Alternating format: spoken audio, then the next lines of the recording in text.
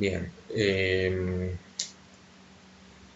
Bueno, ya estamos entrando obviamente en lo que es la parte final de este curso tan particular, en este año tan particular, eh, y sería esta la anteúltima clase antes del examen.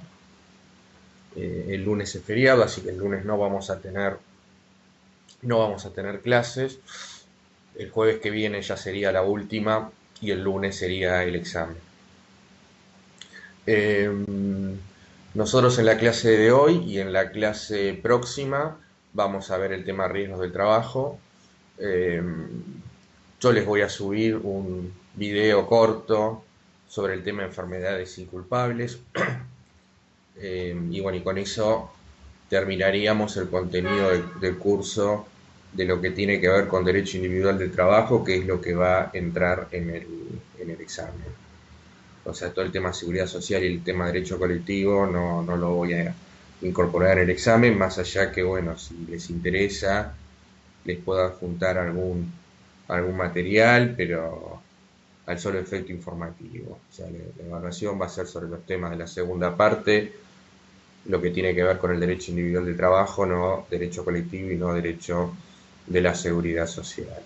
Eh, Después, en todo caso, les identifico bien las unidades, pero es simplemente ver el programa del curso. Eh, bueno, como les anticipé y les estaba manifestando recién, la idea de la clase de hoy y de la clase próxima es ver el tema de riesgo del trabajo o accidente de trabajo. Y en realidad nosotros tendríamos que hacer una diferenciación entre dos supuestos que en principio podemos decir que son diferentes y que tienen una regulación. En principio son diferentes, no, sí, que podemos hacer una línea divisoria y que tienen dos eh, regímenes y regulaciones en principio diferentes. Por un lado, tenemos, como ustedes podrán ver en el gráfico, accidentes de trabajo y enfermedades profesionales. Y por el otro lado, lo que son los accidentes y enfermedades inculpables. Obviamente se trata de eventos, en ambos supuestos se trata de eventos, de contingencias que afectan a la salud del trabajador, pero en realidad la diferencia en principio podríamos determinarlo en términos del origen de estas dolencias, estas afecciones, esta afectación a la salud del trabajador. En el caso de accidentes de trabajo y enfermedades profesionales, estamos en presencia, más allá que después vamos a precisar un poquito mejor el concepto, estamos en presencia de contingencias que se producen con motivo del trabajo, con motivo del ejercicio de ese contrato de trabajo. Tiene origen allí. Y por lo tanto, eso va a tener toda una regulación específica, eso va a ser considerado accidente de trabajo y enfermedad profesional, y esa contingencia va a estar cubierta por todo el sistema de riesgo del trabajo, por la ley de riesgo del trabajo, toda su normativa complementaria, reglamentaria, etc. Por otro lado, o por el contrario, en el caso de los accidentes y enfermedades inculpables, si bien también está afectada la salud del trabajador, en este último supuesto, el origen de esas dolencias, de esas afecciones, de esa afectación, en definitiva, a la salud del trabajador, no encuentra origen en el contrato de trabajo. Es una cosa que el origen es totalmente prescinde de la ejecución de ese contrato de trabajo, pero obviamente impacta en el contrato porque, recuerden ustedes, que el objeto del contrato de trabajo es la prestación personal infungible, irreemplazable del trabajador, de manera tal que si esa afección es susceptible, si afecta a la salud del trabajador, es susceptible de afectar el objeto del contrato de trabajo porque el contrato de trabajo puede no cumplimentarse y entonces, en definitiva, la ley de contrato de trabajo justamente tiene todo un capítulo en los artículos 208 a 213 de la ley de contrato de trabajo donde lo que se determina es la, digamos, es el efecto que tienen este tipo de contingencias en el cumplimiento, en el cumplimiento del contrato, en el cumplimiento del contrato de trabajo. Nosotros entonces, a ver, como podemos, no sé, supónganse un trabajador que, no sé, se enferma de hepatitis, por ejemplo, supongamos que eso no tuvo origen en el contrato de trabajo, pero desde ya eso afecta al contrato porque ese trabajador no va a poder poner a disposición su fuerza de trabajo, y por lo tanto, digamos, la ley de contrato de trabajo determina qué tipo, qué pasa con ese contrato, sin perjuicio que eso, insisto, lo voy a explicar en un video aparte que yo les voy voy a subir en el canal de YouTube. Lo cierto es que, digamos, básicamente, para que tengamos una idea, lo que hace la ley es establecer una licencia paga con determinados límites temporales a favor del trabajador. El pago es en cabeza del empleador, es decir, que es el empleador el que se va a hacer cargo económicamente de sostener esta situación, porque, a ver, ubiquémonos en el caso, ese trabajador, esa dolencia no tuvo origen en el contrato de trabajo, ese contrato de trabajo no tuvo nada que ver en cuanto a su origen, pero afecta al contrato de trabajo, no presta servicios a ese trabajador y la ley de contrato de trabajo establece una licencia paga, el salario lo tiene que pagar durante esos periodos el empleador, obviamente entonces pone esta contingencia desde el punto de vista económico a cargo del empleador.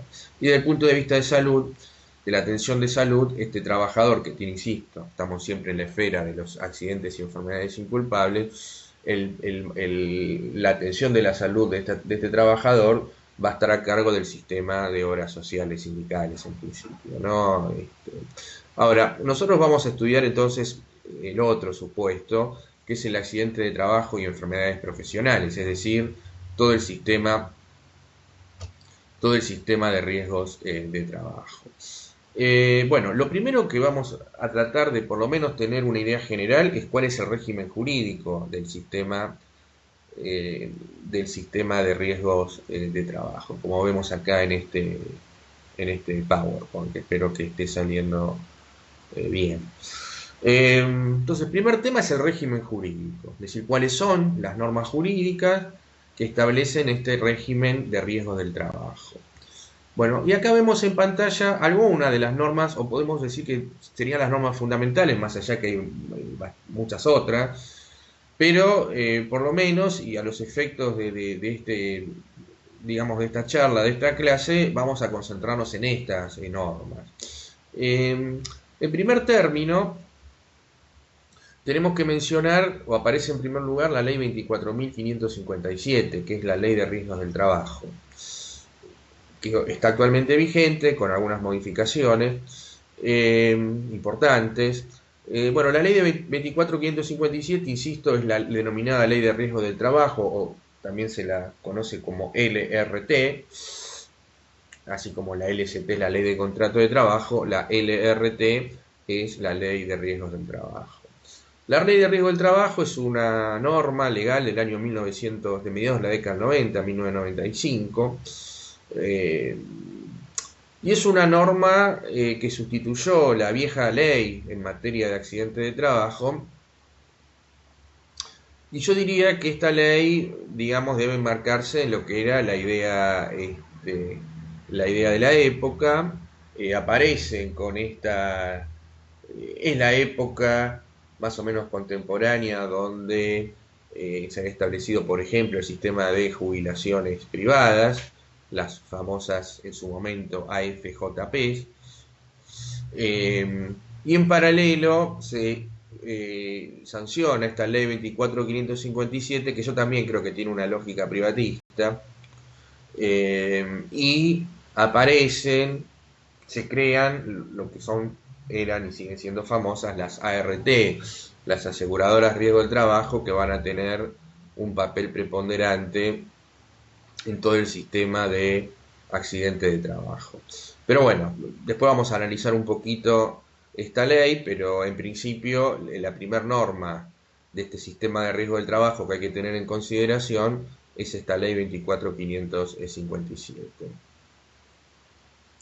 Ya con el cambio de gobierno, con el gobierno de la Alianza encabezada por Fernando de la Rúa, se dicta un decreto de necesidad y urgencia, que es el decreto 1278/2000.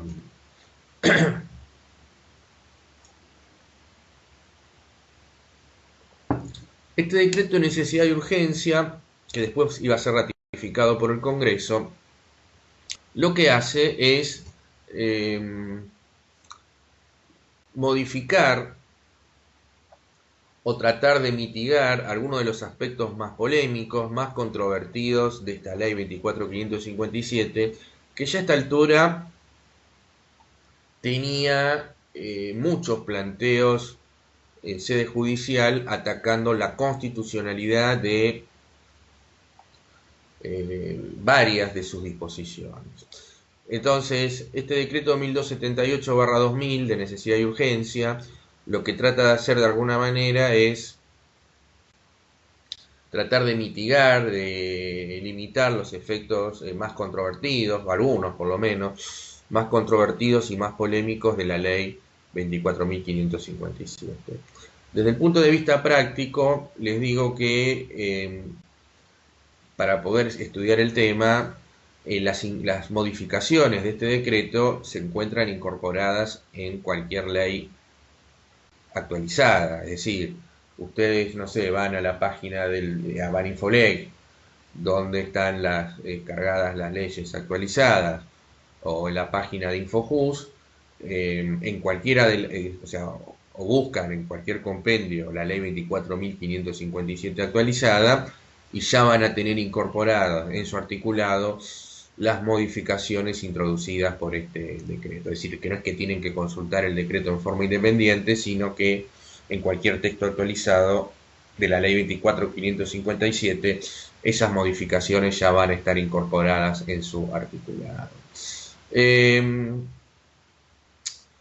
Bueno, la tercera norma que quiero mencionar es el decreto 1694 del 2009.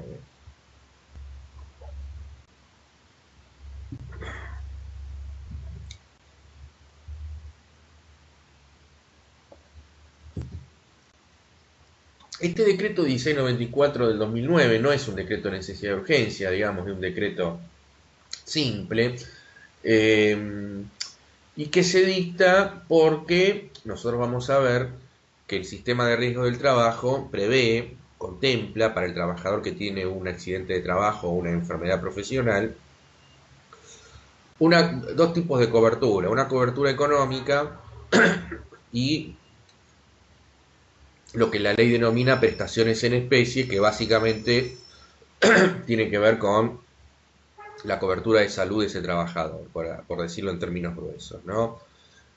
Con respecto a las prestaciones económicas que va a tener ese trabajador, la ley 24.557 establece que cuando las condiciones del sistema lo permitan, el Poder Ejecutivo Nacional podrá mejorar las mismas.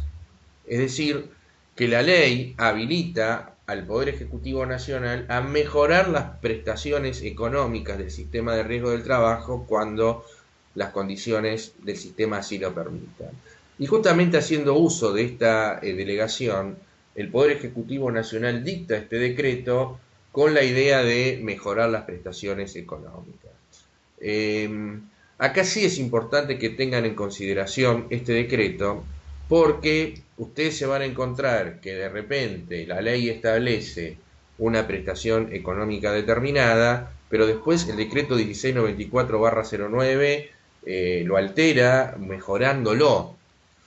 Y no está, ustedes cuando consulten el texto legal no van a tener la mejora del decreto, sino obviamente van a tener la ley, pero no pueden soslayar lo que dice el decreto 1694/09. Entonces este sí es un decreto que tienen que tener en especial consideración, no son muchos artículos, pero lo tienen que tener en especial consideración para no confundirse, porque de repente ustedes están escuchando la clase esta se encuentran con que yo les explico un sistema de prestaciones económicas determinada y después cuando ustedes con buen criterio van a la ley para estudiar el tema y para verificar que lo que yo les estoy diciendo es correcto, resulta que se encuentran con que la ley dice otra cosa y dice, bueno, una de dos, o yo entendí mal, se pregunta al alumno, no entendí mal esto, no anoté mal, o el profesor este no sabe nada y está diciendo algo que es totalmente distinto a lo que la ley dice. Bueno, ninguna de las dos cosas.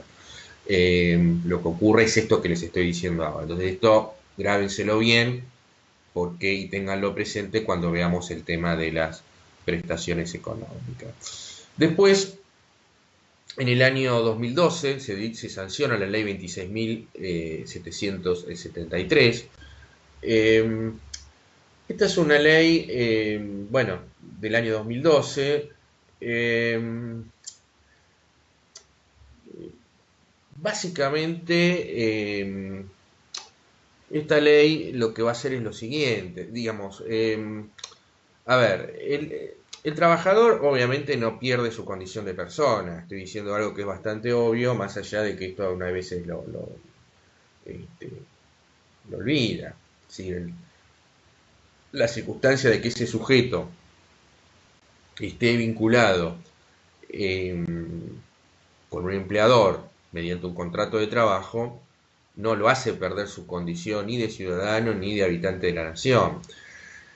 Y digo esto justamente a propósito de los daños que pueda sufrir ese trabajador en su salud como consecuencia de un accidente de trabajo.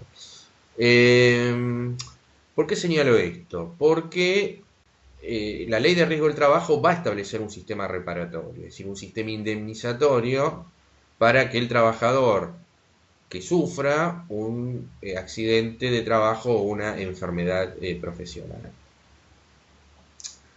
Y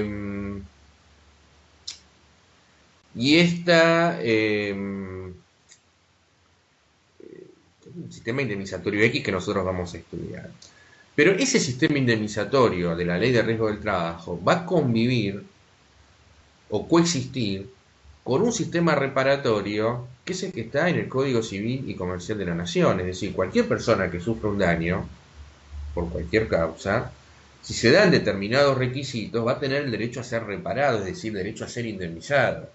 Y ese sistema indemnizatorio de reparación de daños, insisto, ustedes lo van a encontrar en el Código Civil y Comercial de la Nación. Claro, la pregunta es, bueno, ¿cómo coexisten estos dos sistemas? Bueno, acá ha habido muchas discusiones sobre este tema, pero para no hacer una cosa demasiado extensa, lo que debo decir es que la ley 24.557, en su redacción originaria, estableció la prohibición lisa y llana de que el trabajador pudiese hacer cualquier tipo de reclamo eh, con fundamento en el sistema reparatorio general, es decir, con fundamento en las normas del Código Civil. Eso estaba totalmente prohibido, salvo el supuesto excepcional de accidentes o enfermedades provocadas por el dolo del empleador, es decir, provocadas en forma intencional. Ustedes imagínense que en general, los accidentes de trabajo y enfermedades profesionales no se producen porque el empleador, bueno, al inicio de la jornada laboral está viendo para ver cómo le genera daños a ese trabajador. Sino, podemos hacer una excepción con los casos de mobbing, acoso, etcétera. Pero digamos, sacando esta problemática, en general las contingencias laborales se producen como contingencias, básicamente por incumplimiento de las normas de higiene y seguridad, o sea, por incumplimiento del deber de seguridad que nosotros hemos visto, por bueno, por negligencia, por culpa, porque no se adoptan las medidas necesarias para evitar este tipo de contingencias, porque la actividad de por sí puede ser riesgosa, pero no se produce en forma intencional en general, ¿no? Entonces, en definitiva, lo que la ley impedía era, o sea, el trabajador se debía conformar con las indemnizaciones del sistema de riesgo del trabajo y tenía totalmente prohibida el reclamo de reparaciones con fundamento en las normas del Código Civil. Por supuesto que detrás de este trasfondo siempre hay una cuestión económica detrás, porque, a ver, un trabajador que tiene, o cualquier persona que tiene una contingencia, que tiene un daño, cuando va a ver al abogado no le dice, bueno, mire, un trabajador, no, mire, yo la verdad que quisiera que usted me prepare un reclamo con fundamento en el sistema reparatorio de la ley de riesgo del trabajo. O, no, mire, la verdad que mejor prefiero que usted me haga un reclamo con fundamento en el sistema reparatorio del Código Civil. Sí, obviamente que ninguna persona que va a consultar al abogado hace una consulta en estos términos, es decir, lo que quiere la persona afectada por un siniestro, por una contingencia, es que se lo repare, que se le indemnice de la mejor manera. Y el problema que tenía el sistema de la ley de riesgo del trabajo, por lo menos en su redacción originaria, era que las indemnizaciones eran mínimas, y además incluso para aquellas incapacidades, para aquellas supuestos de daños más severos, más graves, ni siquiera se pagaba con una indemnización, sino se pagaba a través de una renta mensual que daba montos que eran irrisorios, que estaban muy por debajo de lo que era el salario que tenía ese trabajador antes de la producción de la contingencia. Entonces, ahí había una circunstancia fáctica que llevó a que los abogados que asesoraban a estos trabajadores accidentados acudieran a los tribunales en función justamente de esta reparación insatisfactoria del sistema de la ley de riesgo del trabajo y plantearan la inconstitucionalidad por diferentes factores de la prohibición que establecía el texto originario de la ley de riesgo del trabajo. En el año 2004, en un fallo muy importante, la Corte Suprema de Justicia de la Nación, en un caso Aquino, determinó la inconstitucionalidad de esta prohibición. Y si bien, como nosotros hemos señalado, todos los fallos, incluyendo los fallos de la Corte, tienen efectos para el caso concreto, lo cierto es que esta jurisprudencia fue aceptada, seguida por todos los tribunales, y lo que ocurrió en la práctica es que un trabajador que tuviese un accidente de trabajo plantease la inconstitucionalidad de la prohibición, es decir, plantease la reparación en los términos del Código Civil y Comercial de la Nación, plantease esta reparación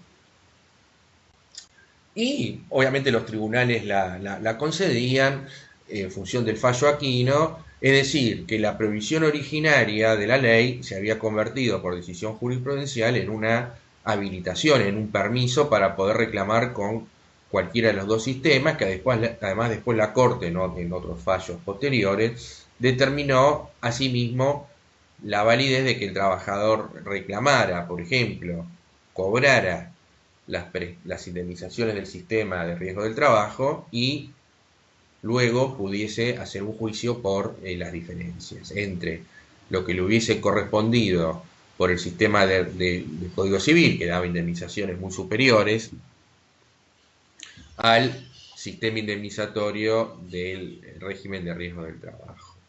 Esto era lo que ocurría en la práctica y además había una diferencia muy importante, no solamente en términos de monto, sino en términos de obligados, es decir, en términos de quién tenía que pagar.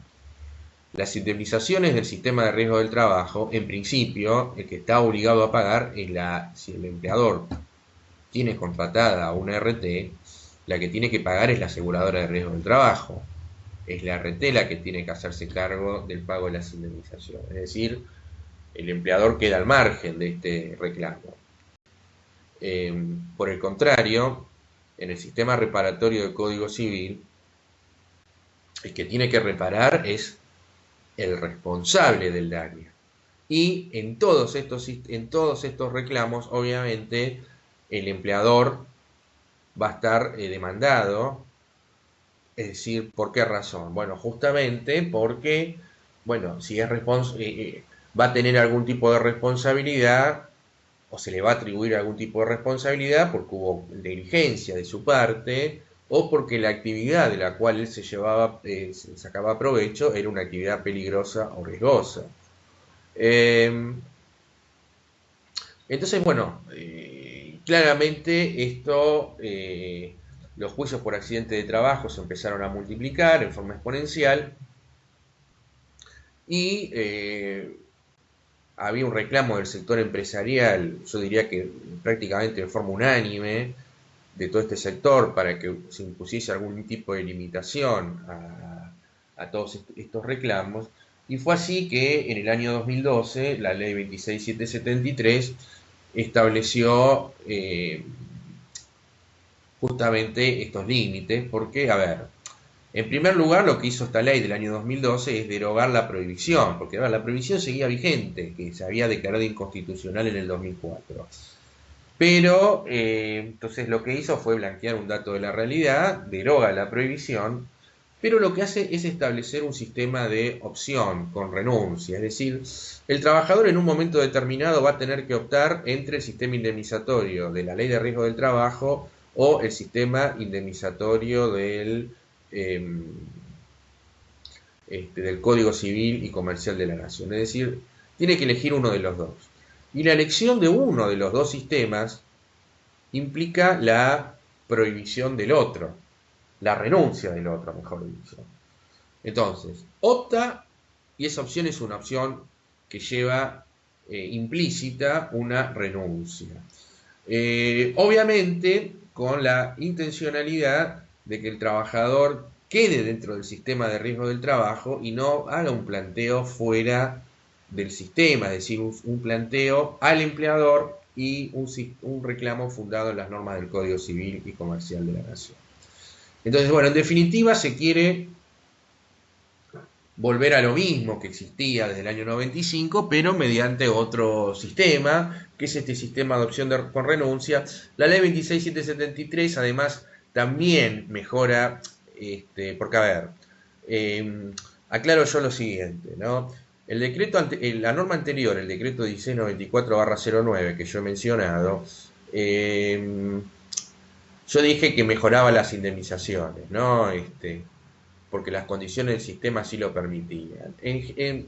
Lo que se quiso hacer acá, con este decreto, fue mejorar las indemnizaciones del sistema de riesgo, porque se suponía, o supusieron los que propusieron esta norma, el Poder Ejecutivo, que con esa elevación de los montos indemnizatorios se iba a desalentar el reclamo, los juicios por responsabilidad civil contra los empleadores, en definitiva.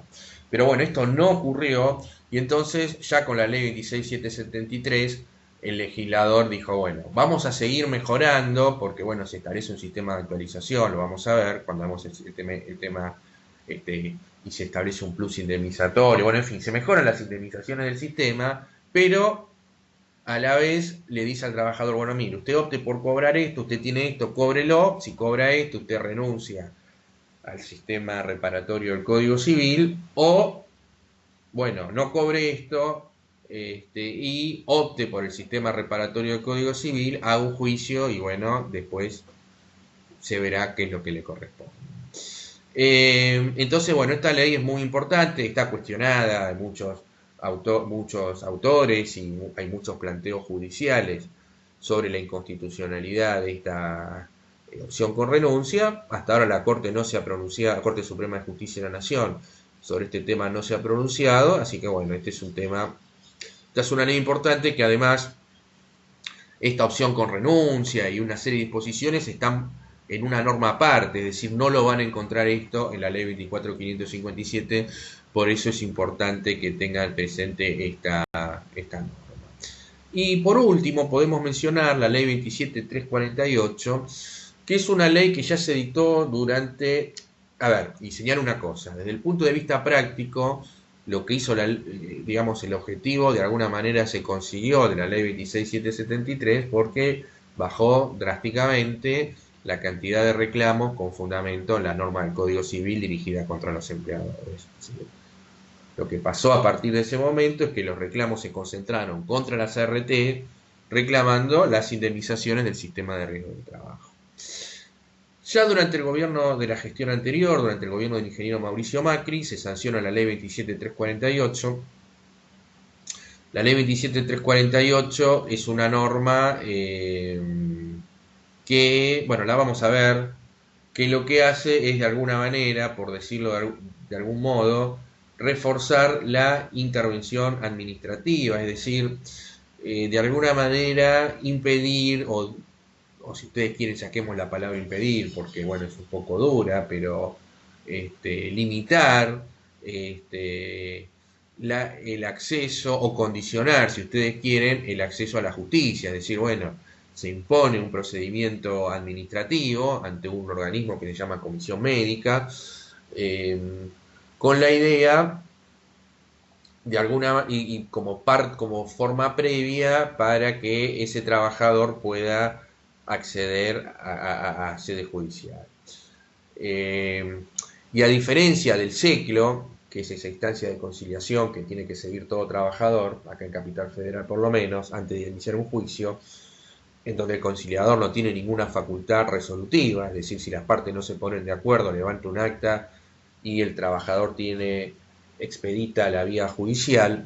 En el caso de las comisiones médicas tienen facultades de dirimir conflictos o cuestiones que puedan suscitarse entre la ART y ese trabajador. Y en el caso de las provincias, esto es obligatorio en la órbita de la capital federal, y en las provincias lo que se ha establecido es un sistema de adhesiones provinciales, es decir, las distintas provincias pueden adherir al sistema de riesgo del trabajo, no al sistema, porque la ley es obligatoria a nivel nacional, pero sí al tema administrativo, porque las comisiones médicas son organismos administrativos que en definitiva dependen del Poder Ejecutivo Nacional. Entonces, para que una provincia esté alcanzada por un procedimiento administrativo nacional y federal, lo que se ha establecido es un sistema de adhesiones, es decir, bueno, si la provincia adhiere al sistema procedimental, hace un convenio con la Superintendencia de Riesgo del Trabajo y ese sistema administrativo se torna obligatorio, sin perjuicio que luego de transitar la vía administrativa, el trabajador tendrá abierta la posibilidad de seguir el reclamo o la cuestión en sede judicial en los jueces provinciales, ¿no es cierto? Yo diría que la mayoría de las provincias, por lo menos aquellas que son más importantes en términos de cantidad de trabajadores y de empresas, han ratificado. Recientemente ha ratificado, esto salió en todos los diarios ahora, en estos tiempos, hace 1 o 2 meses atrás, ha ratificado la provincia de Santa Fe, pero ya previamente había ratificado, por ejemplo, ¿no?, la provincia de Córdoba, la provincia de Mendoza, la provincia de Buenos Aires, la provincia de Corrientes, Chaco. Si entran en la página web de la Superintendencia de Riesgo del Trabajo, ustedes podrán advertir cuáles son las provincias que han adherido a este sistema. Bueno, este es un pantallazo de cuál es el sistema del régimen jurídico. Además de esto, hay más decretos, por supuesto, hay una infinidad de normas reglamentarias de la Superintendencia de Riesgo del Trabajo, y también hay fallos que son muy importantes en este punto, ¿no?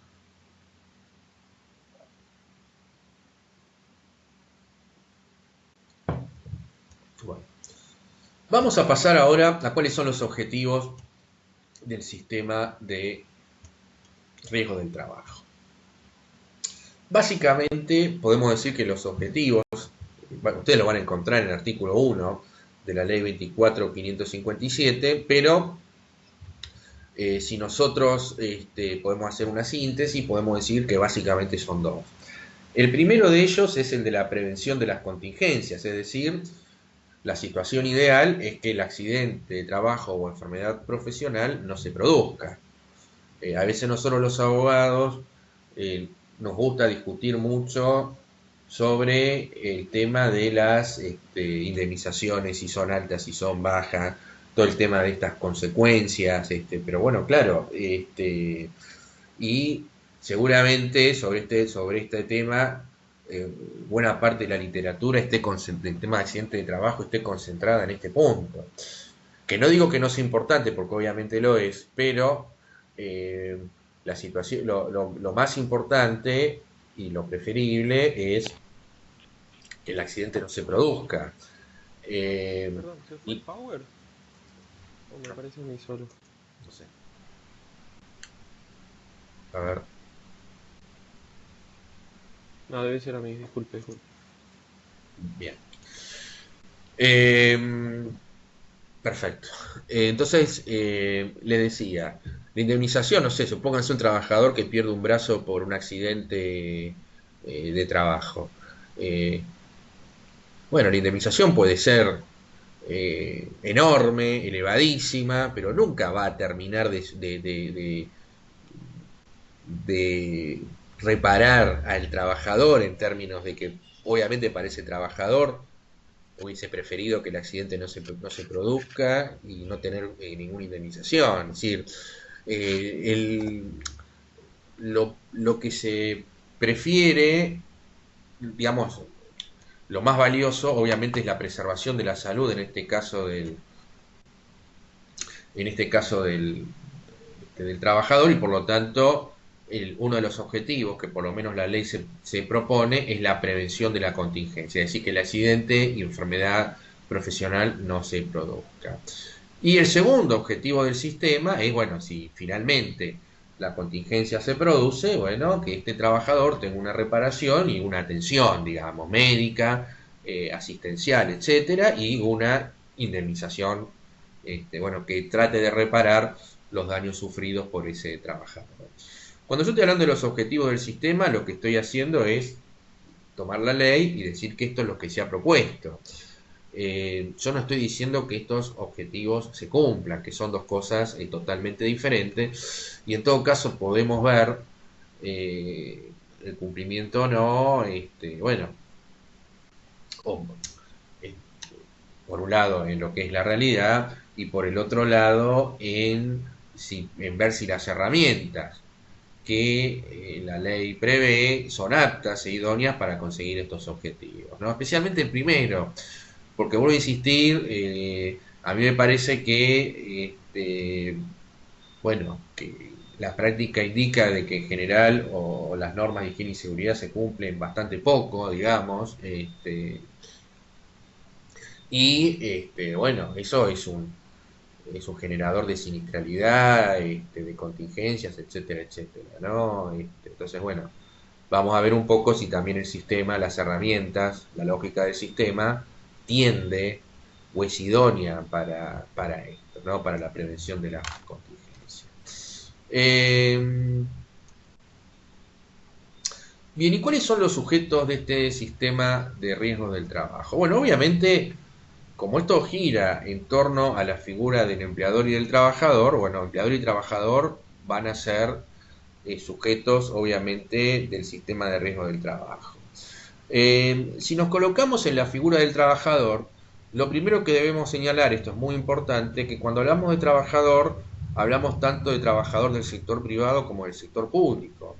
Y acá nosotros tenemos una diferencia muy importante con respecto a lo que hemos venido viendo hasta ahora, porque nosotros básicamente lo que hemos venido viendo hasta ahora es el derecho normas del derecho del trabajo como normas o como sistema jurídico aplicable a los trabajadores en relación de dependencia en la órbita del sector privado, ¿no? Es decir, básicamente los trabajadores que están vinculados mediante la ley de contrato de trabajo, que en principio excluye a los trabajadores del sector público, más allá de que hay algunas excepciones importantes de trabajadores de algún sector estatal que están vinculados por la ley de contrato de trabajo.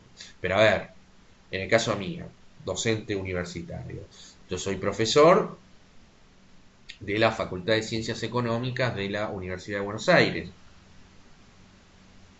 Mi relación jurídica con la Universidad de Buenos Aires, que es mi empleador, está regida por normas del derecho administrativo. Si yo quiero saber, bueno, no sé cuántos días de vacaciones me corresponden, mis licencias, etcétera, etcétera, yo no voy a ir a la ley de contrato de trabajo porque, insisto, es una relación jurídica que está excluida de la ley de contrato de trabajo. Entonces tendré que ir a ver qué norma. Bueno, no sé, tendré que ir a ver todas las normas administrativas, desde la Ley de Educación Superior, pasando por el Estatuto de la Universidad de Buenos Aires y las ordenanzas y reglamentaciones del Consejo Superior de la UBA y eventualmente del Consejo Directivo de la Facultad de Ciencias Económicas.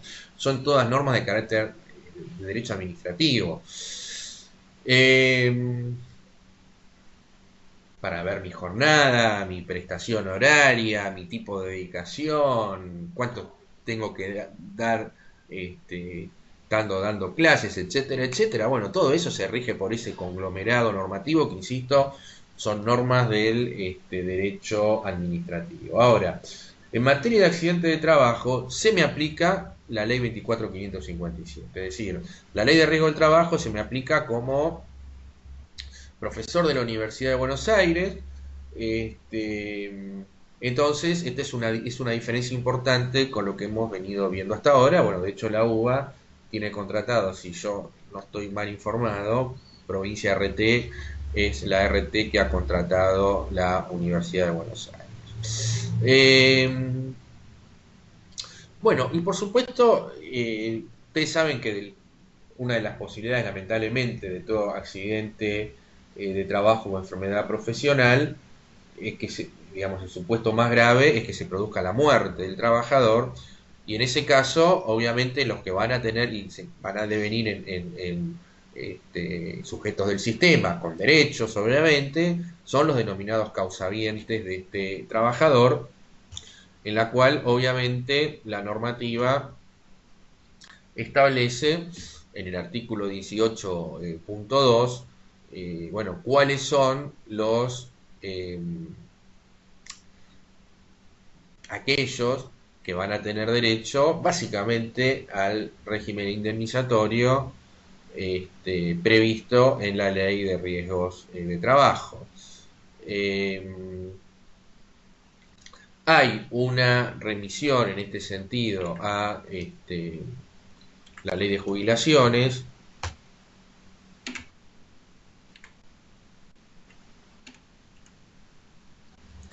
porque el artículo 53, o sea, acá remite al artículo 53 de la ley 24.241, es la ley que prevé, digamos, los beneficiarios en materia de jubilación, pensión por fallecimiento, pero se introducen algunas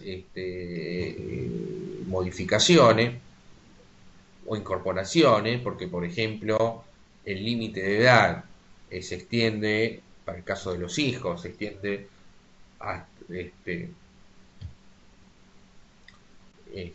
en principio hasta los 21 años, pero luego se puede elevar hasta los 25 en caso de tratarse de estudiantes a cargo exclusivo del trabajador fallecido.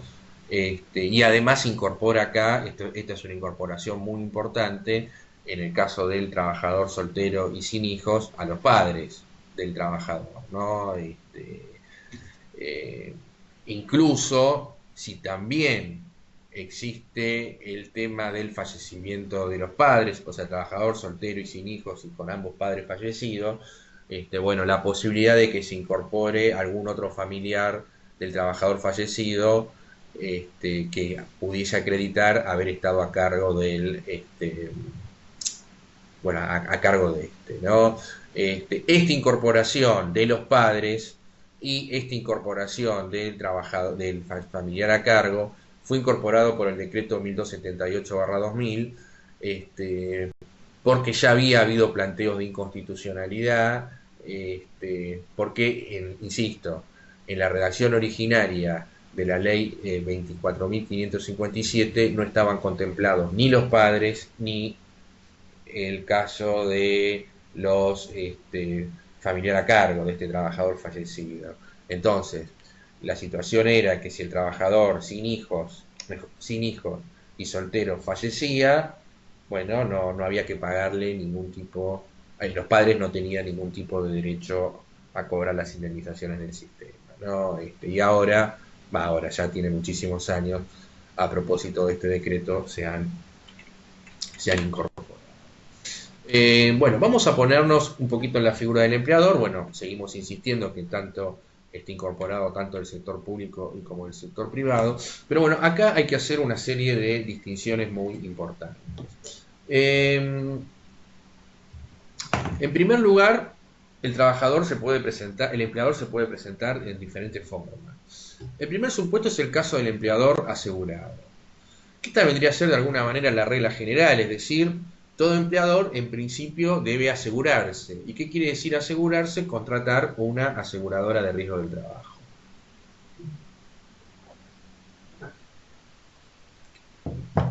Si el empleador contrata una aseguradora de riesgo del trabajo, pues estamos en presencia de un empleador asegurado. Después hay un segundo supuesto, que es el empleador autoasegurado. Es decir, el empleador tiene la opción de prescindir de contratar una aseguradora de riesgo del trabajo, siempre que optando por el régimen del autoseguro. Es decir, ¿qué implica el régimen del autoseguro? Bueno, obviamente hay que cumplir un procedimiento y unas determinadas normas en la órbita de la Superintendencia de Riesgo del Trabajo que autorice a ese empleador a actuar como autoasegurado. Tiene que cumplir condiciones económicas, condiciones técnicas en términos de prestaciones. Bueno, en fin, son bastante rigurosos los requisitos que se le exigen y se ve que costosos económicamente. Y la Superintendencia de Riesgo del Trabajo autorizará a este empleador a actuar como autoasegurado, entonces queda liberado el empleador de autoasegurado de contratar un RT, pero obviamente queda, ese empleador va a ocupar la posición de esa RT no contratada.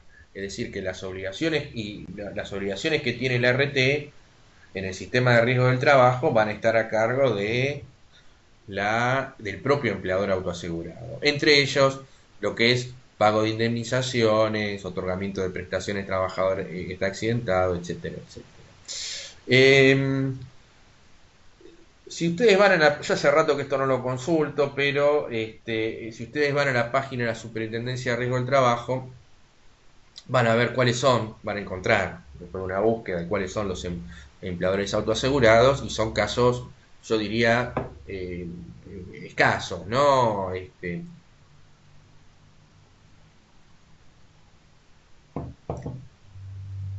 Y esto ocurre porque, insisto, los requisitos se ve que son bastante estrictos y a la empresa parecería ser que le conviene entonces contratar, le sale más barato contratar un RT que entrar en el régimen del autoseguro. Tal es así que en la órbita del sector privado, en una época, las únicas que estaban autoaseguradas eran Shell y ESO, y después el resto de las empresas estaban todas bajo el contratando una RT. E incluso también eso en el ámbito del sector público, aunque yo les diría que el caso más importante de empleador autoasegurado es el caso de la provincia de Buenos Aires, es decir, la provincia de Buenos Aires está autoasegurada. Más allá que es una cosa media rara, porque después todas las prestaciones la termina dando una ART, que es la RT de la provincia de Buenos Aires, ¿no? Provincia RT. Que integra el grupo provincia, ¿no? Pero más allá de algunas particularidades, lo siento que el gobierno de la provincia de Buenos Aires, que tiene obviamente una dotación de empleados públicos muy importante, piensen ustedes que no solamente tenemos que contabilizar o computar los empleados de la administración pública, provincial, sino también acá están incorporados todos los docentes de la provincia, los docentes estatales, más los integrantes de la policía de la provincia de Buenos Aires, la policía bonaerense, ¿no? Así que bueno, digamos, podemos decir que en términos de cantidad de trabajadores alcanzados es un caso importante, insisto, entonces, provincia de Buenos Aires como un caso de autoseguro. Bueno, y después un tercer supuesto es el caso del empleador no asegurado. que tenemos dos supuestos en principio. El primer supuesto es el empleador que, pese a la obligación legal de contratar una aseguradora de riesgo del trabajo, no contrata, no contrata una RT y tampoco se autosegura. Es decir, estamos en la órbita obviamente del licio y llano incumplimiento. Entonces estamos en presencia de un empleador no asegurado por no tener ART. Bueno, obviamente esta es una conducta que es pasible de sanciones de este empleador, y en definitiva se va a tener que hacer cargo de todas las obligaciones que le hubiese cabido a una RT. Es decir, por ejemplo, si se produce un accidente de trabajo, un empleador que no tiene RT, pues el empleador le va a tener que dar la cobertura, este empleador le va a tener que dar cobertura médica, pagar indemnizaciones, etcétera, etcétera. Bueno, y el segundo supuesto de empleador no asegurado es cuando ese empleador tiene RT, pero el trabajador no se encuentra declarado. Obviamente, estamos hablando, un supuesto que lamentablemente se va a dar con alguna frecuencia, que es el tema del trabajo informal, del trabajo en negro. Sí, la empresa tiene RT, contrató una RT, pero resulta que tiene un trabajador en negro. Entonces, con respecto a ese trabajador, ese empleador no está asegurado. Bueno, ¿cómo se resuelve acá este problema, digamos, o este tema? Sí, la ley dice, obviamente que este es un incumplimiento pasible de sanciones, etcétera, etcétera, pero si se produce la contingencia, o se produce un accidente de trabajo, este trabajador sufre un accidente de trabajo, es víctima de un accidente de trabajo,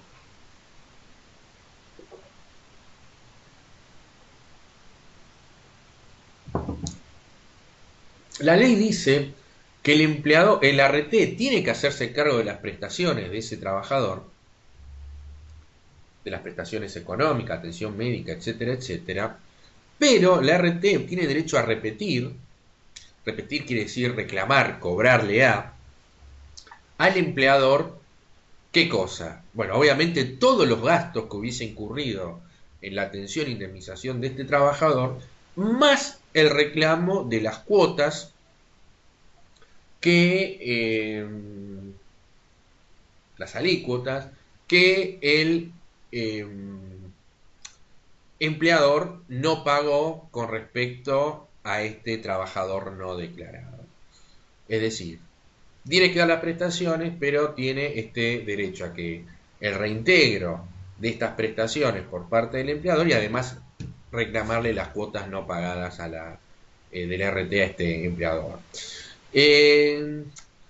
Claro que esto desde el punto de vista práctico tiene algunas dificultades porque, a ver, desde el punto de vista práctico, si se produce la contingencia y el el trabajador está en negro, digamos, y va a necesitar, obviamente, supónganse, una cobertura en forma inmediata, si el empleador, como ocurre muchas veces, desconoce la existencia de la relación laboral, lo que va a ocurrir en la práctica es que, más allá que el trabajador tenga este derecho, bueno, va a tener que ir judicialmente para poder reclamar esta cobertura, no sé, irá por un amparo, por una medida cautelar, o irá por una acción ordinaria, porque lo cierto va a ser que, bueno, la RT, ante la negativa del empleador de la existencia de esa relación laboral, bueno, en la práctica no va a tocar las prestaciones y el trabajador va a tener que ir a sede judicial para poder reclamar esta cobertura, bueno, con todo lo que ello siempre supone.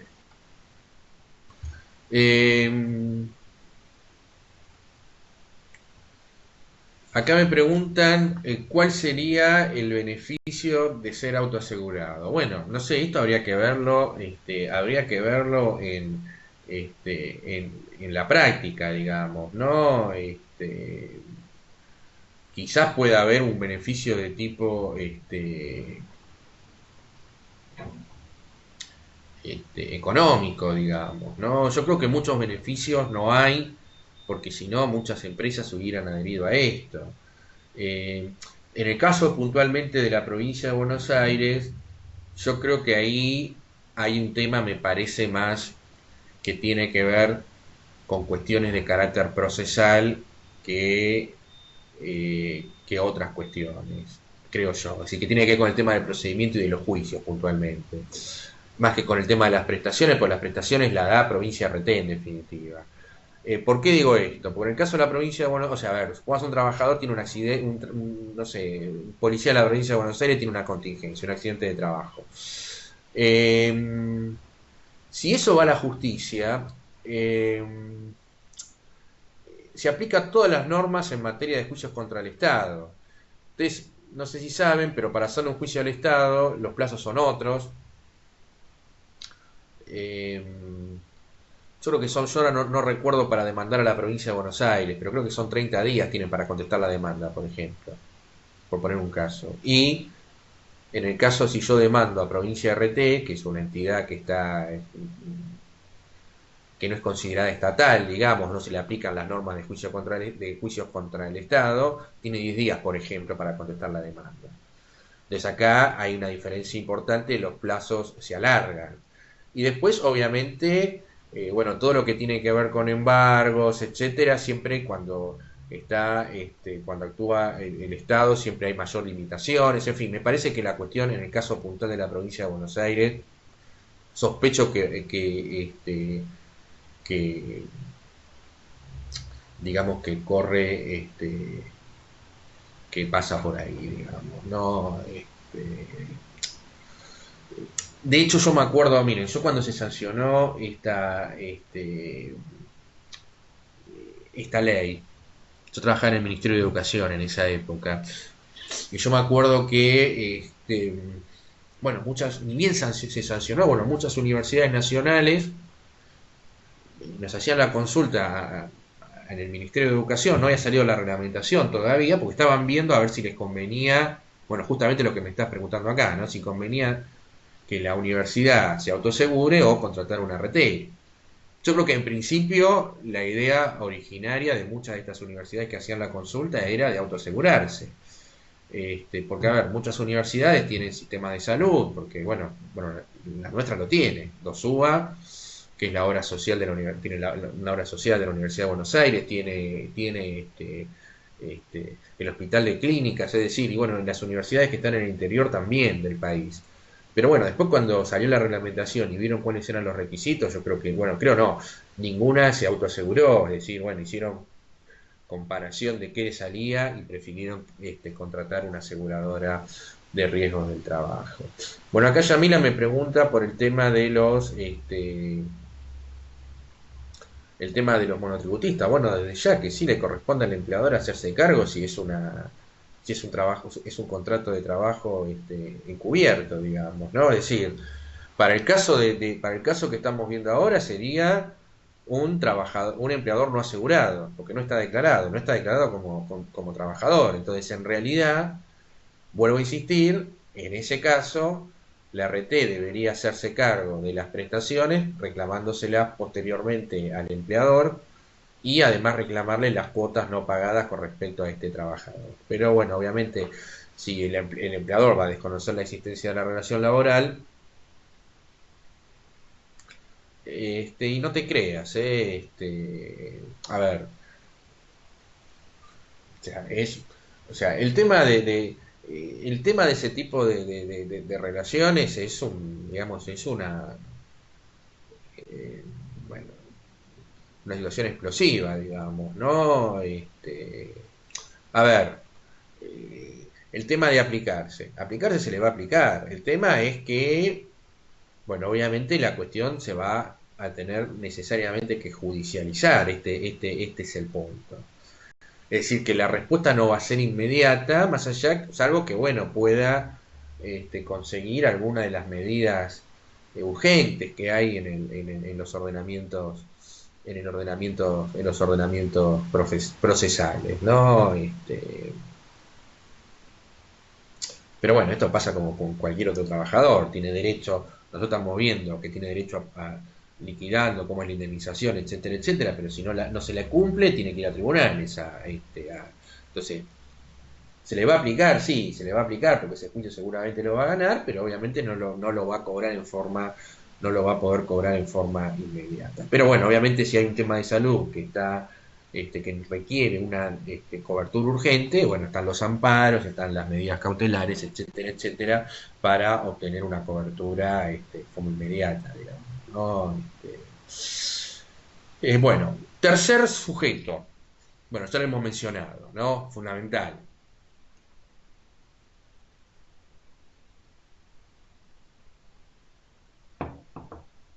La aseguradora de riesgo del trabajo, las ART. Las ART tienen que estar autorizadas por la superintendencia y están controladas por la Superintendencia de Riesgo del Trabajo para funcionar como tales. Es un elemento clave en este sistema, se constituyen como personas jurídicas, obviamente, y tienen que tener como único objeto el otorgamiento y de las prestaciones previstas en el sistema de riesgo del trabajo.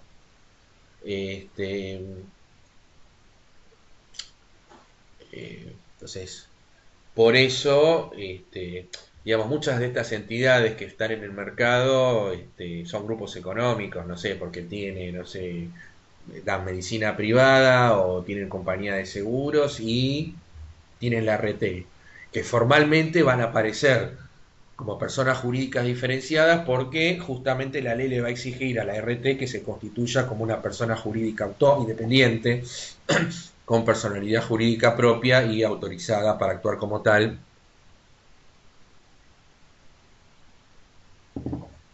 por la superintendencia de riesgos del trabajo.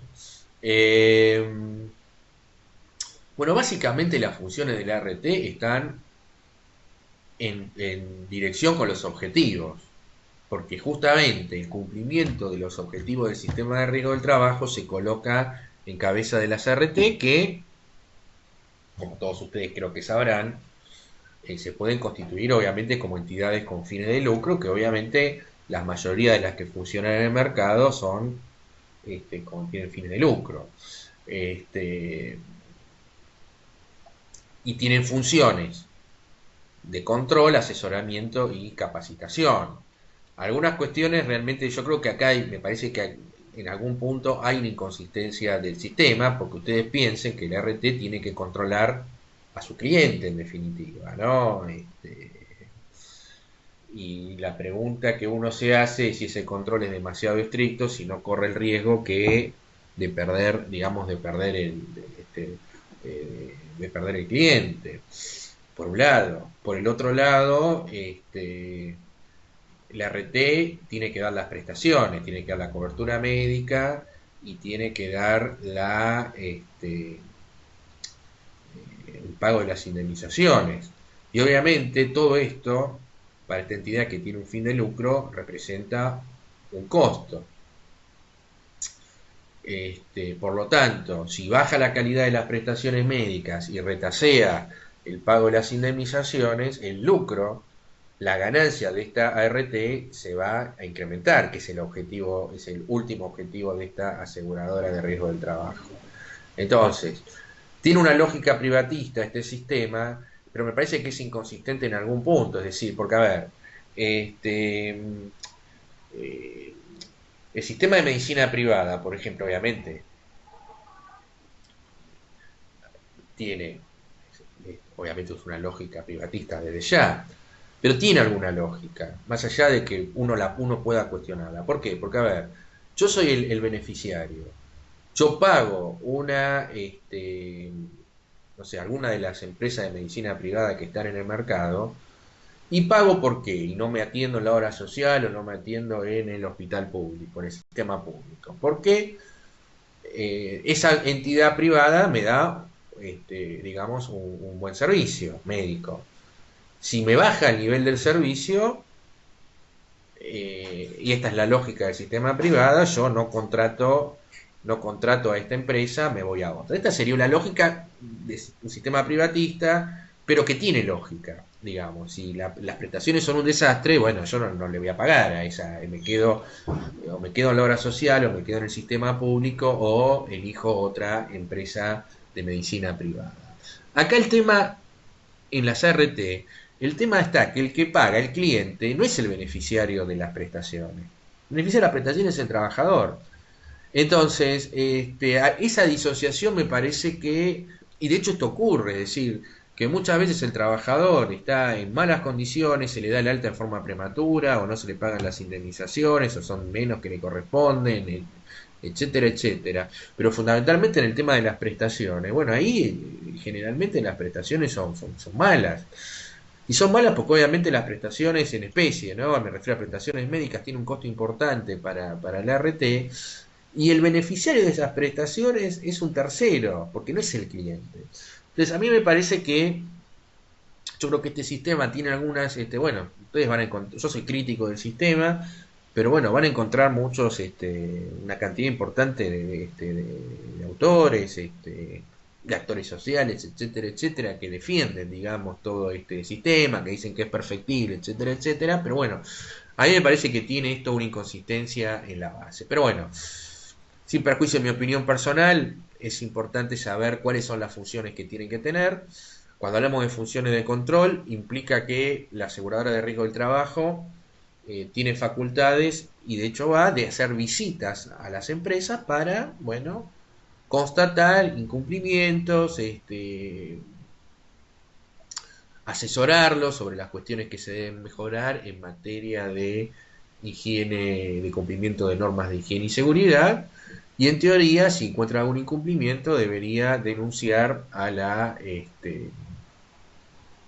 superintendente, porque obviamente no tiene facultades sancionatorias, ¿no? Y por supuesto, además, la aseguradora de riesgo del trabajo tiene la obligación de otorgar las prestaciones para el trabajador que sufre alguna de las contingencias cubiertas por el sistema.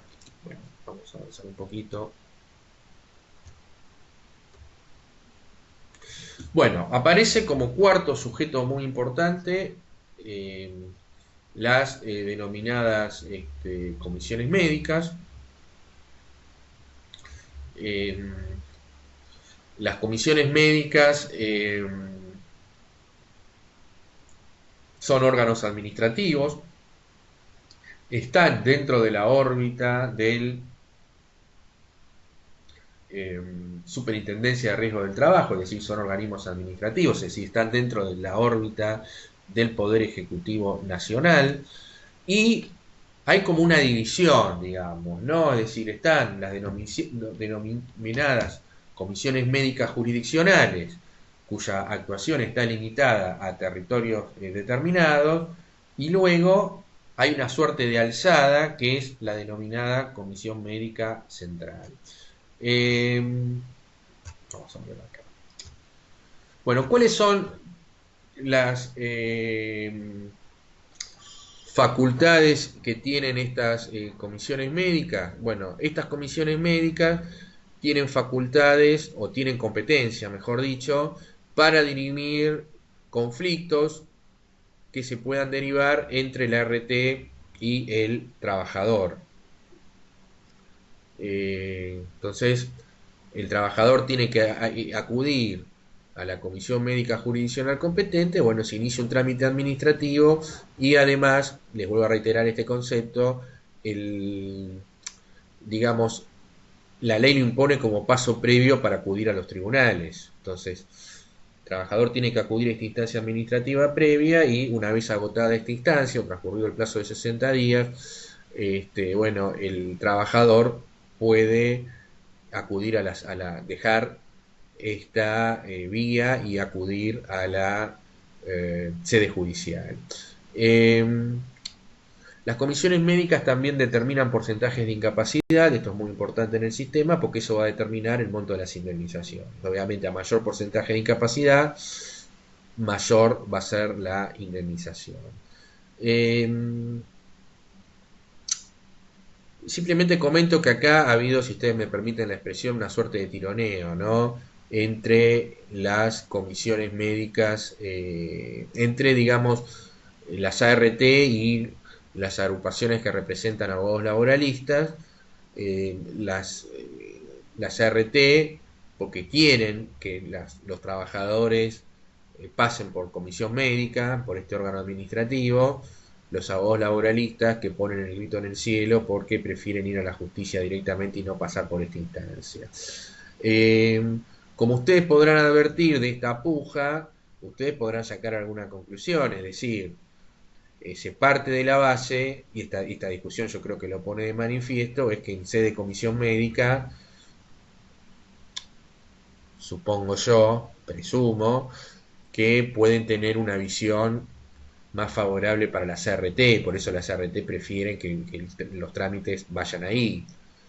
Los abogados laboralistas también piensan lo mismo, por eso prefieren ir a la justicia, porque presumen que en la justicia laboral van a tener bueno, mejores posibilidades que en la órbita administrativa. Pero bueno, es un organismo que es importante, vuelvo a insistir, en este tema, para que sea obligatorio en las provincias tienen que adherir al sistema de comisiones médicas y al sistema de la ley 27348 específicamente, que establece la instancia obligatoria por esta órbita. Y bueno, yo les digo que en buena parte de las provincias, las legislaturas provinciales han adherido al capítulo de la ley 27348 que establece la obligatoriedad del paso por comisiones médicas. Y han firmado convenios con la Superintendencia de Riesgo del Trabajo, bueno, estableciendo, porque obviamente tiene que haber por lo menos una o más comisiones jurisdiccionales en el ámbito de esas provincias, y además requiere la creación de comisiones médicas jurisdiccionales. Yo me acuerdo, por ejemplo, que ni bien se sancionó la ley, previo a la ratificación, me invitaron a hacer un curso en la provincia de Chaco, que lo daba tanto en Resistencia como en Sespeña, ese curso, materia de riesgo del trabajo, un curso de posgrado. Claro, y ahí me planteaban que había una única comisión médica jurisdiccional en toda la provincia, que era en la ciudad de Resistencia, en la capital. Pero por ejemplo en Sespeña, que tenía otro departamento judicial y que estaba creo que a 200 kilómetros de la capital provincial, no tenía comisión médica. O sea, tenía que irse hasta cualquier conflicto, trámite, etcétera, tenía que recorrer 200 kilómetros con un despropósito, digamos. No sé si esto se ha sido subsanado, a lo mejor creando alguna delegación, alguna cosa por el estilo. Pero bueno, cruzando el río en Corrientes pasaba, me comentaban los colegas en Corrientes, pasaba exactamente lo mismo. Ambas provincias después ratificaron, ¿no? Bueno, se supone que en estos convenios, bueno, se debe prever bueno, la creación o de nuevas comisiones médicas jurisdiccionales o de establecimiento de delegaciones para evitar este despropósito que es, bueno, el largo recorrido que tiene que cumplimentar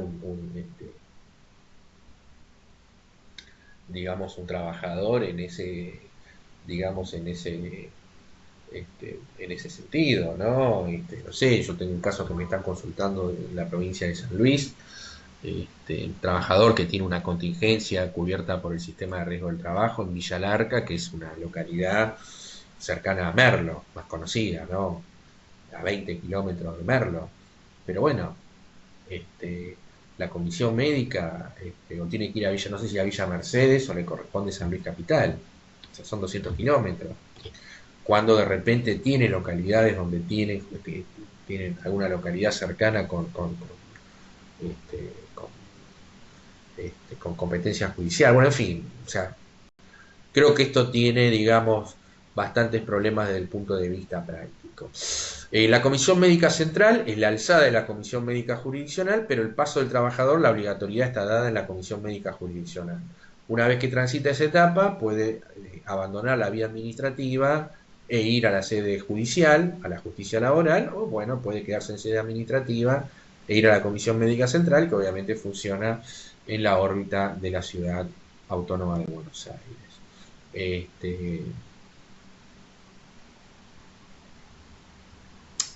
Que por supuesto, si pensamos en el caso de este trabajador con una contingencia en San Luis, no va a venir la Comisión Médica Central, no es un despropósito realmente es un despropósito total esto, pero bueno.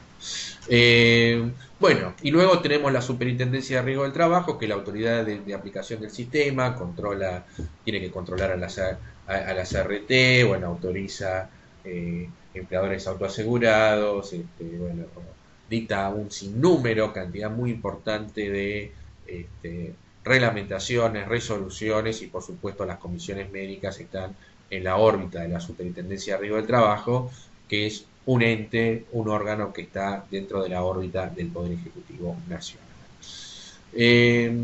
Bueno, ¿y cuáles son las contingencias cubiertas por el sistema de riesgos del trabajo? Bueno, básicamente las contingencias cubiertas son dos. Por un lado, los accidentes de trabajo y por el otro lado, las denominadas enfermedades profesionales.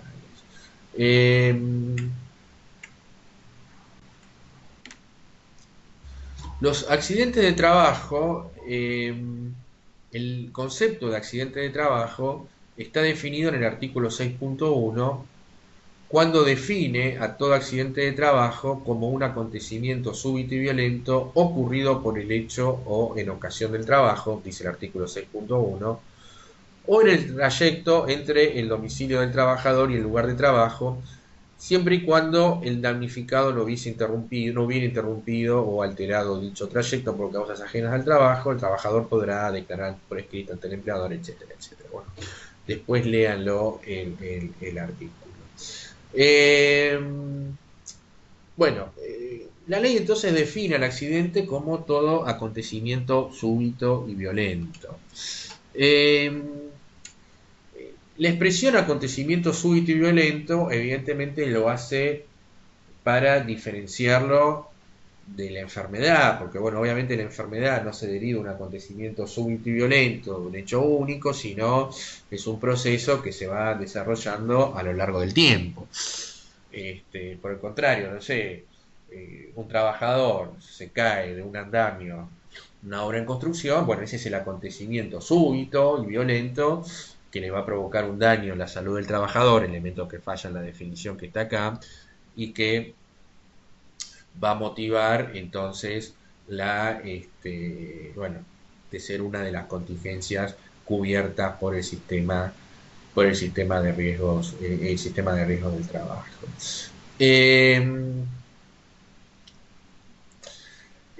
Dice la norma que debe ser por el hecho o en ocasión del trabajo. Es decir, ¿cuál es la idea de este concepto tan ambiguo, tan vago?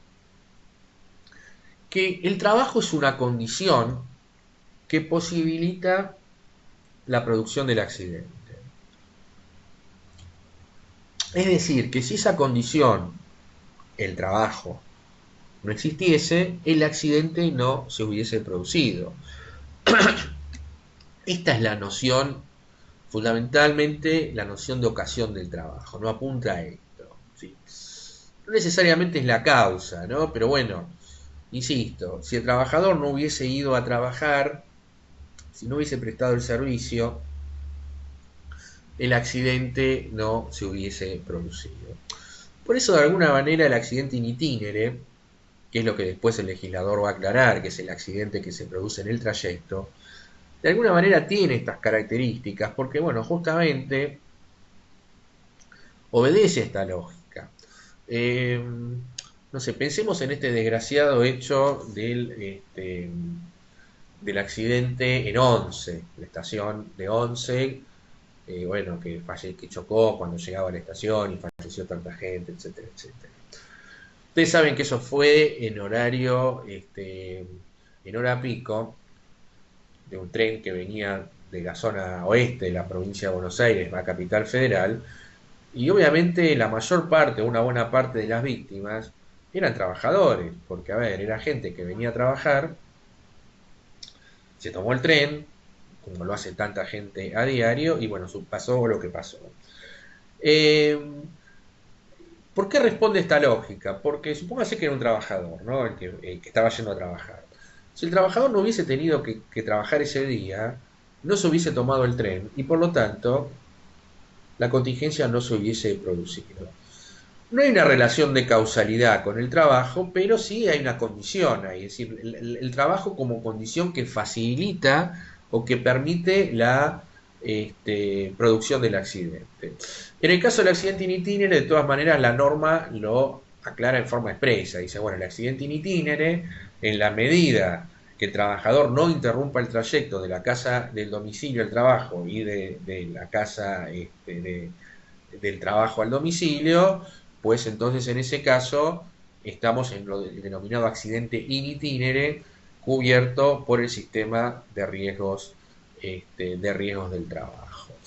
Entonces, esta es una de las contingencias cubiertas. Y la segunda contingencia cubierta es la denominada enfermedad profesional. Artículo 6.2 de la ley 24.557.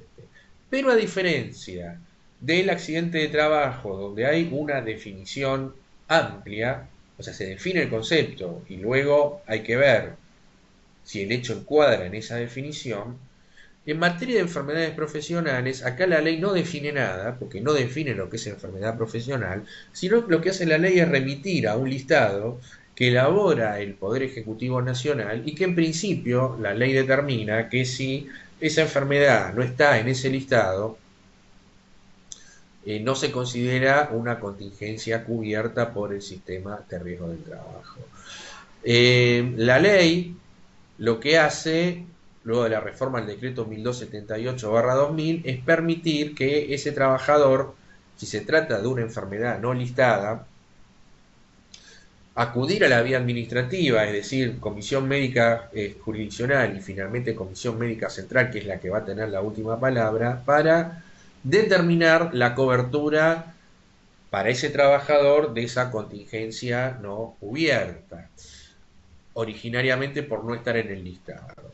Lo que pasa es que esa definición es bastante limitada porque, bueno, yo no lo tengo acá el artículo, la parte pertinente, pero de alguna manera, para que se admita esta excepción o esta incorporación, que no implica abrir el listado, sino implica la aplicación para ese trabajador, la cobertura para ese trabajador en forma específica, lo que exige es que esa enfermedad se produzca en forma exclusiva por el trabajo.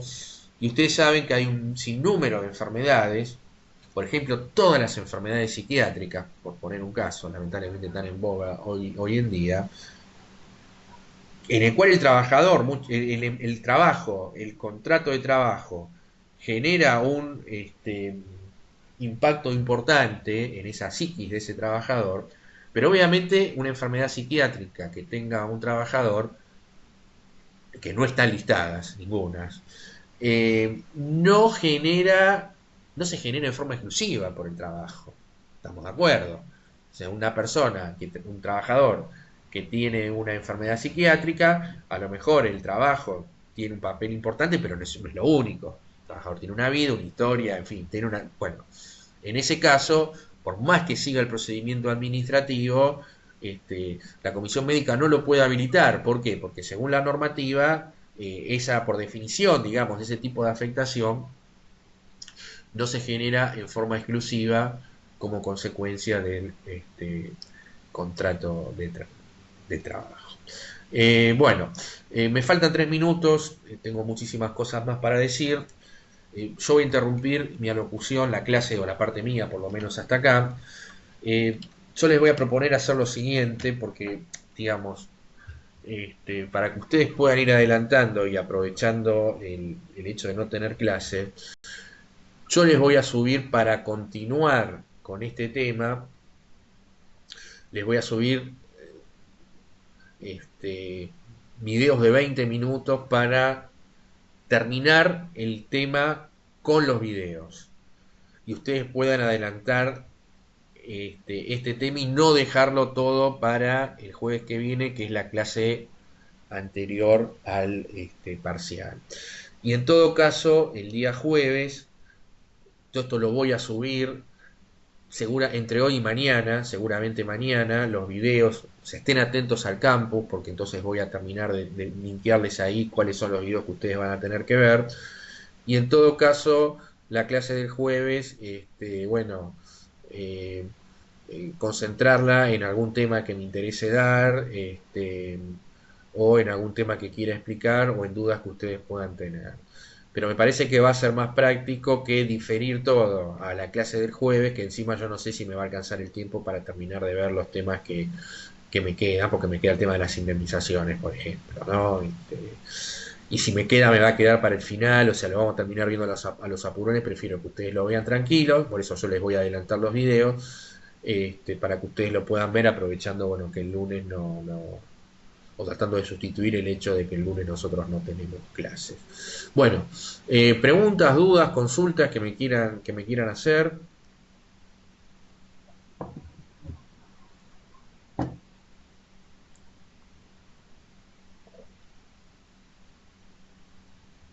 Bueno, quedó en silencio el chat. Bueno, si no hay más, a ver. Bueno, perfecto. Bueno, no habiendo más preguntas, entonces damos por terminada la clase. Que tengan un muy buen fin de semana, estén atentos al campus y nosotros nos estamos viendo para nuestra última clase del jueves que viene. Muchísimas gracias.